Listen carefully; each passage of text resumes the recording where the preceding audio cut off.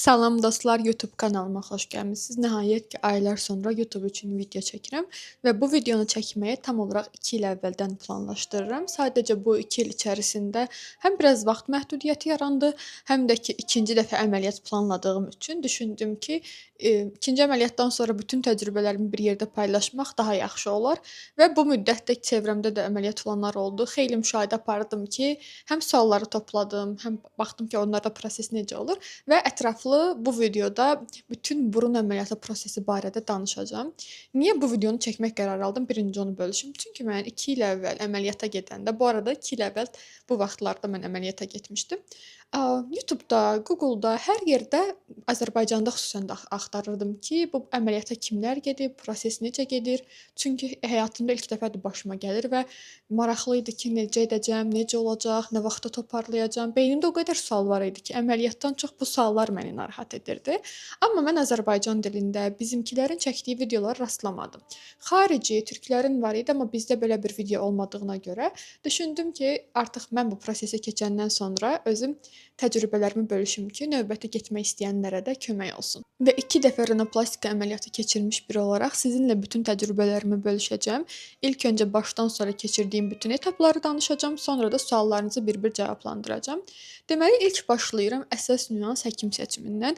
Bizim əməliyyata gedənlərin ən çox qərarsız qaldığı mövzu həkim seçimi olur. Çünki Azərbaycanda maşallah en qədər rinoplastika əməliyyatı keçirən cərrah var, amma hər birinin qiymət fərqliliyi var, işlədikləri xəstəxana, əl işləri və bəzən qərarsız qalırıq ki, bizə uyğun olan hansıdır.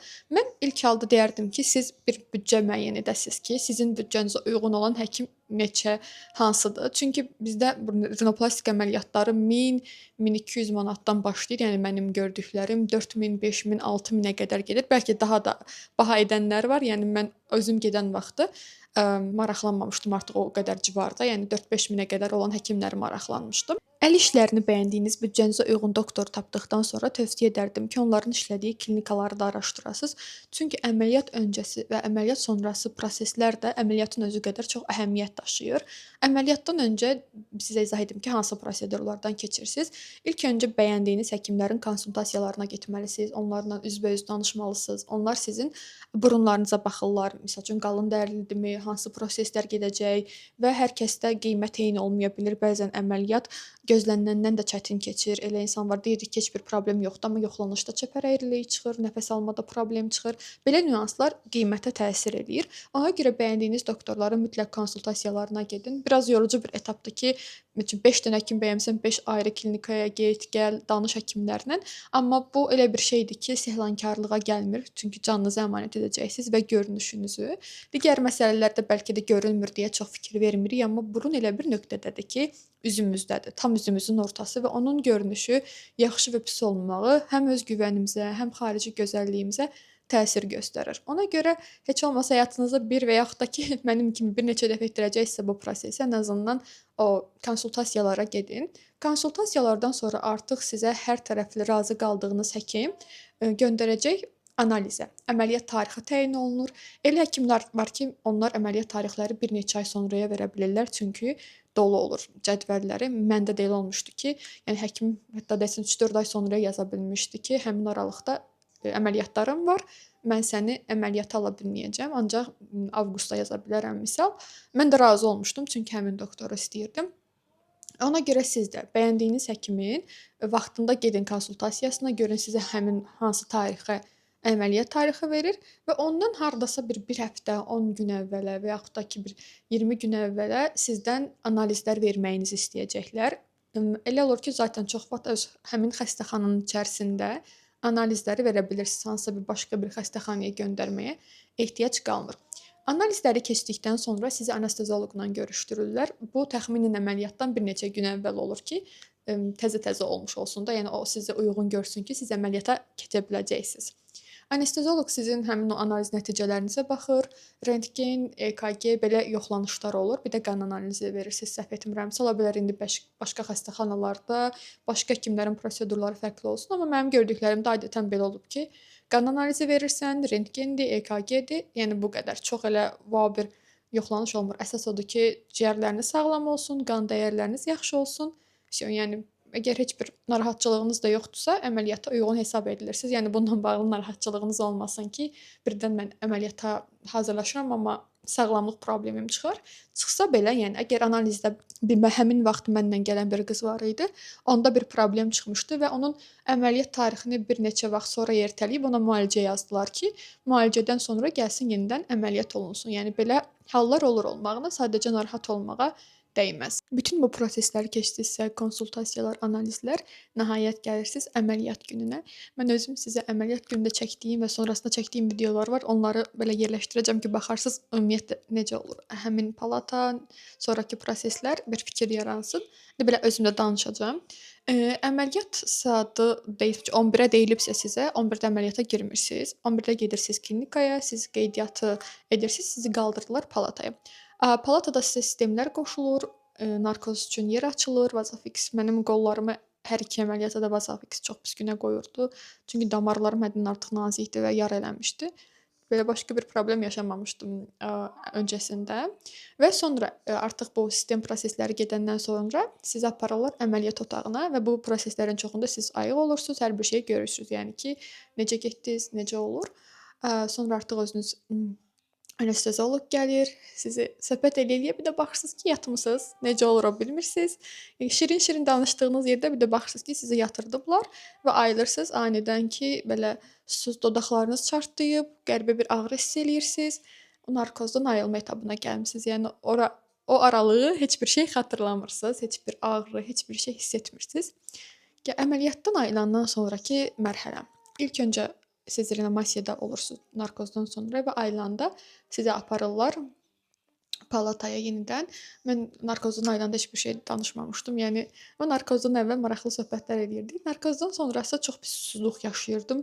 Sadəcə oyanan kimi mənə su verin demişdim, o da verməmişdilər. Çünki ürək bulantı yarada bilər, sizə narahatçılıq yarada bilər deyə heç nə olmaz. Sadəcə belə dodaqlarımı silmişdilər mənim. Bir də onu deyim ki, özünüzlə xəstəxanaya gedəndə zaten özəl klinikalarda icazə vermirlər nəsə gətirməyə. Dövlətdə necədir bilmirəm. Dodaq nəmləndiricisi amma mütləq aparın, çünki dodaqlarınız çox pis çartlayır. Nivea'nın filan nəmləndiriciləri var. Onlardan birini özünüzə mütləq götürün ki, çox incitməsin sizi. Ən azından nəmləndirəsiz. Ara-sıra çox su içə bilmirsiniz, yemək yeyə bilmirsiniz. O sizin köməyinizə çatacaq. Başqa da heç bir şey mən aparmamışdım, ehtiyac da yox idi. Yəni hər şeylə sizi təmin edirlər orada. Sizi əməliyyatdan sonra palataya gətirəndən sonra narkozdan təzə ayılmısınız deyə yenidən yuxunuz gəlir, yatırsınız. Bir neçə saat yatıb oyanma, gecəyə qədər yəni tam olaraq əslində ayıla bilmirsiniz. Əsas məsələ o tam artıq narkozdan ayılandakı andakı yemək gətirirlər, o yeməyi yeməyə çalışmalısınız, su içməyə, yoğurt, belə şeylər gətirirlər ki, ən azından mədənizə bir şey getsin. Çünki əməliyyatdan əvvəl də heç nə yemiş olmursunuz. Çox pis adamın təzyiqə uşağı düşür. Mənim ikinci əməliyyatda ciddi mənada təzyiq problemi yaşadım. Yəni ayağa dura bilmirdim. Özümə dedim ki, mən niyə əməliyyat olundum? Ciddi mənada mənə lazım idimi bu? Həyatımda özümü heç o qədər peşman hiss eləməmişdim ki, zaten sən birinci dəfə bunu yaşamışdın, ikinci dəfə bu əzabı niyə özünə yaşadırsan? Sadəcə artıq gec idi onu sorğulamaq üçün. Yenə də ilk günü, yəni xəstəxanada keçirdim. Sağ olsunlar, bu arada mənlə çox yaxşı maraqlanmışdılar orada. Bütün tibb bacıları, medsestralar, yəni hamısı gəlib məndən soruşurdular, necə hiss eləyirsən, bir şeyə ehtiyacın varmı? Ona görə deyirəm ki, xəstəxana seçimi həqiqətən çox yaxşıdır. Mən bir neçə fərqli klinikalarda əməliyyat olunan tanışlarım oldu ki, dedilər ki, çox səhlənkar yanaşma, nə bilim narahatçılıq, heç gəlib maraqlanan da olmayıb, eləsi olub ki, yəni icazə veriblər valideyn filan qalsın yanında. Yəni elə bir xidmət göstərmirlər də. Əməliyyat sonrası özləri xəstə ilə maraqlanmırlar. Ona görə, yəni xəstəxana seçimim ən yaxşısı oydu. Həkim seçimimə %100 deyə bilmərəm, amma xəstəxana seçimi həqiqətən çox yaxşı idi. Adətən də artıq ehtiyac görmürlərsə, bir gündən artıq sizi xəstəxanada saxlamırlar, vəziyyətiniz artıq normaldırsa, sizi evə buraxırlar. Zaten ilk gündə elə bir ağrı hiss etmirsiniz, amma xəstəxanadan çıxandan sonra sizə resept yazacaqlar. Orada onların yazdığı ağrı kəsici olmalıdır. Çünki aspirin olmamalıdır içərisində. Desən əməliyyata görə qanaxma verə bilər, belə bir şey. Bir də nələr yazılır adətən? Burun üçün yağ, burun yumaq üçün dəniz suyu, belə bir şeylər, yəni ki, bir də bantlar filan ki, burnunuzun sizdə bant olacaq. Həmin bantı dəyişməlisiniz ki, diskomfort hissi yaratmasın. Bir də bəzilərinə reteyner deyirlər. Reteyneri hər xəstəyə taxılmır. Əgər simmetriya problemi yaşanmasın deyə və yaxud ki, qanaxma olmasın deyə taxırlar. Məndə birincidə yox idi, amma ikincidə taxmışdılar. Yəni bunları sizə zaten çıxanda həkimin assistenti adətən gəlir, kağızı verir, izah edir ki, nələr etməlisiniz, neçə müddət hansını etməlisiniz, hər biri ilə bağlı məlumat verilir. Yəni onu deyim ki, mütləq burnunuzu çox təmiz saxlayın, çünki nəfəs almağınıza böyük anlamda təsir göstərir. Zaten ilk günlər burun içiniz şiş olur deyə nəfəs almağı hiss edə bilmirsiniz. Amma ən azından burun təmiz olanda diskomfort hiss yaranmır. İndi bəzi şeylər var ki, onları bilmirəm burda mı cavablandırım, yoxsa sual-cavabda mı? Ümumi danışaram. Bir də sual-cavabda onların üzərindən keçərik. Sağalma müddəti burunun tam olaraq 6 ay 1 ilədir sağalma müddəti, amma ilkin müddətdə sizin ən çətin keçirəcəyiniz müddət sayısı 3-5 gündür ki, ən ağır günlər həmin vaxtlarda keçirirsiniz. Ağrılar, narahatçılıq, normal yata bilməmək, normal qidalana bilmirsiniz. Artıq 5-ci gündən sonra yavaş-yavaş daha yaxşı hiss etməyə başlayırsınız. Yəni çalışın evin içində belə olsanız gəzin. Bir də yanınızda mütləq kimsə olsun. Yəni əməliyyatdan sonra tək başına keçirə bilməyəcəksiniz o prosesi. Yanınızda birinin olması mütləqdir.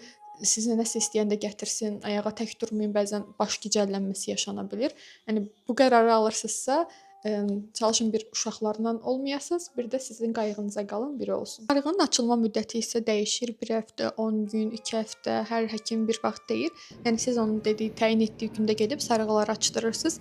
Məndə ikinci əməliyyatda artıq sarğım, gipsin özü açılmışdı, çıxmışdı. Mən özüm çıxartmışdım onu o dərəcə. Yəni artıq öyrəşirsiniz. Birinci əməliyyatda amma qorxurdum ki, ay Allah, heç nə olmasın, nazından oynayırdım burnumun. İkincidə çox pis öyrəşmişdim ki, heç nə olmaz da, yəni.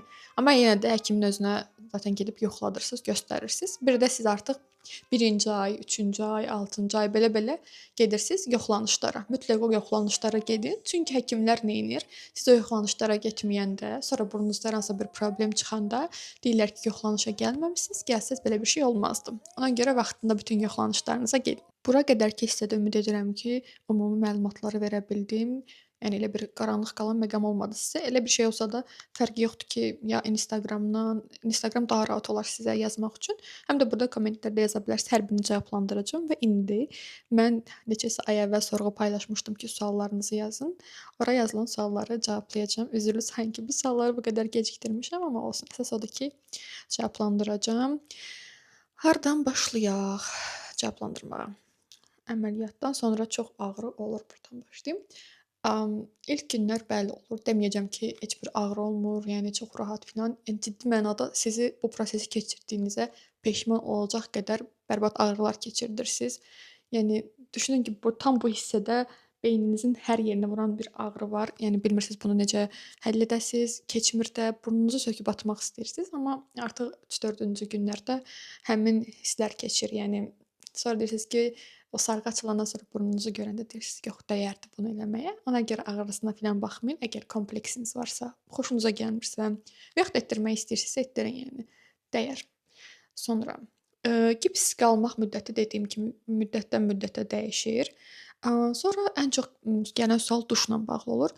Dostlar, əgər ki sizə kömək edən biri varsa, başınızı arxa hissəyə tutaraq və yaxud da ki salona gedib saçınızı yudurda bilərsiniz. Yəni duş almaq sadəcə gipsdən sonra olur, amma istər-istəməz insan saçı kirli olanda narahatçılıq hiss etdirir deyə o şəkildə yuya bilərsiniz. Bir də mən üzümü toniklə silirdim ki, üzümdə yağlılıq hissi yaratmasın və özümü çox çirkli hiss etməyim. Ona görə siz də belə bir şəkildə edə bilərsiniz. Eynək taxmaq minimum 6 ay, 1 il deyirlər ki, eynək taxmaq olmaz. Çünki burnun formasını poza bilər. Amma məndə ikinci əməliyyatda bu yuxarı hissəyə dəyilməmişdi deyə mən artıq 1 aydan sonra eynək taxmağa başlamışdım. Bilmirəm artıq. Həkim dedi tax, amma hələ də ehtiyat eləyirəm. Taxanda istər-istəməz biraz ağrı verir. Nə vaxt idman etmək olar? İdman etməyə deyərdim ki, tələsməyin, çünki ağırlıq qaldırmaq olmaz. Burnun formasına qanaxma yarada bilər, təsir edə bilər. Yəni mən marketdən gələndə belə paketlər daşımırdım ki, birdən mən burnuma ağrı olar, evdə çay belə süzmürdüm. Birinci əməliyyatımda təbii ki. Amma sonradan yəni yavaş-yavaş qayıda bilərsiniz. Yəni minimum 3-6 ay və həkiminizdən mütləq belə şeyləri məsləhətləşin. Çünki hər kəsdə fərqli ola bilər. Yəni o sizə deyə bilər ki, 3 aydan sonra dönə bilərsiniz. Vəziyyətinə uyğun olaraq sizə məlumat verə biləcək. Burun içində qabıqlanma və quruluq olur, olur. Yəni burun yağları, burun suyu ona görədir ki, o sizi nəm saxlasın və narahatçılıq yaratmasın. Yəni o yazdıqları o dərmanları ona görə mütləq istifadə eləyin hamısını. Ən çox da burun yumaq çox qəşəng təmizləyir burnun içini və nəfəs almağınızı düzəldir. Bir də onların tərkibində yara üçün də bir şeylər olur ki, yaranı da tez müddətdə sağaldır da. 2 ay hardasa burun yağını tökmək olur. Sonra, burnun son halı 1 il, 6 ay, bəzən 2 il. Çox qəribə bir şey var. Yəni hər ay, hər gün burun dəyişir. Yəni indi belə görünür, mənim burnum 3 aydır deyəsən bu 3-4 ay. Tam bilmirəm vaxtını. Yəni 1-2 ay sonra fərqli görünə bilər. 1 ilin tamamında fərqli görünə bilər. Çünki birinci əməliyyatımdan sonra mənim burnumun şəkildən şəklə keçməyi 1 il, 6 ay aldı ki, mən ikinci əməliyyat qərarı zaten 1 il 6 ay sonra almışdım ki, baxdım burun tam oturduqca xoşuma gəlməyən nüanslar var. Ona qədər yəni tam bilə bilmirsiniz, çünki şişlik getmir. Sonra ən çox gələn suallardan biri yatmaq məsələsidir ki, necə yatmaq lazımdır və ya nə qədər müddət düz yatmaq lazımdır. Çalışın ilk vaxtlar, ilk 1 ay düz yatasınız, çünki burun ilk 1 ayda daha həssas olur. Hansı formaya düşməsi, yəni kövrək vaxtlarıdır. Nə qədər çox qorursanız o qədər yaxşıdır. Ona görə ilk 1 ayı elə yatın, sonra mən sağa da sola da yatırdım. Bir də sağa yatırdımsa gecə ayılırdım, deyirdim biraz da sola yatım, şey olsun da balans yaradırdım öz ağlımda güya. Amma mümkün qədər düz yatmaq yaxşıdır. Yəni diqqət eləyin bu məsələdə. Makiyaj etməyə sarğı açılandan sonra makiyaj edə bilərsiniz. Sadəcə çalışın ki, həmin makiyaj burun yaralarınıza toxunmasın. Çünki istər-istəməz bilmirik makiyaj ləvazimatlarının içərisində nə var, yaranı incidə bilər. Sonra mənə ikinci əməliyyatımla bağlı gələn suallar var idi ki, niyə ikinci dəfə əməliyyat oldum və proses necə keçdi? İkinci dəfə əməliyyat olma qərarını mən daha çox video çəkməyə başlayandan sonra aldım. Çünki hiss elədim ki, burnum zaman keçdikcə asimetriya yaranır. Biraz mənim burnun dəri tipim desəm qalın dərili belə qəribə bir dəri tipim var idi. Bununla bağlı olaraq elə bil ki, oturuşma müddəti gec oldu və mən nəticəni daha gec əldə edə bildim və gördüm ki, bu mənim heç xoşuma gəlmir. Ümumiyyətlə mən həyatda da, evin içərisində də asimetrik olan heç nəyi sevmirəm və üzümdə elə bir asimetrik bir şeyin olması məni həddindən artıq çox narahat etməyə başladı və mən artıq görüşüb həkimdən ikinci bir əməliyyat qərarını aldıq və ikinci əməliyyatım birinci əməliyyatdan qat-baqat çətin keçdi. Yəni mən dedim ki, mənə bu lazım idimi? Bir dəfə bunu etdirmişdim. Niyə sən bunu eləyirsən özünə? Sadəcə, yəni dediyim kimi, sonra sual verdim ki, yəni baxıb peşman olmaqdansa, narahatçılıq hissi keçirməkdənsə özünlə bağlı bu prosesi etdir. Ən azından 3-5 gün çətinlik çəkəcəksən, amma sonra özünə deyəcəksən ki, yaxşı ki, bunu etdirdim. Ona görə, yəni bu gün o ikinci qərar almaqdan peşman deyiləm. Hərdən mən deyəndə ki, bəlkə nəsə bir problem var, üçüncüyə girim, artıq ətrafımdakı məni qınayır ki, dayan.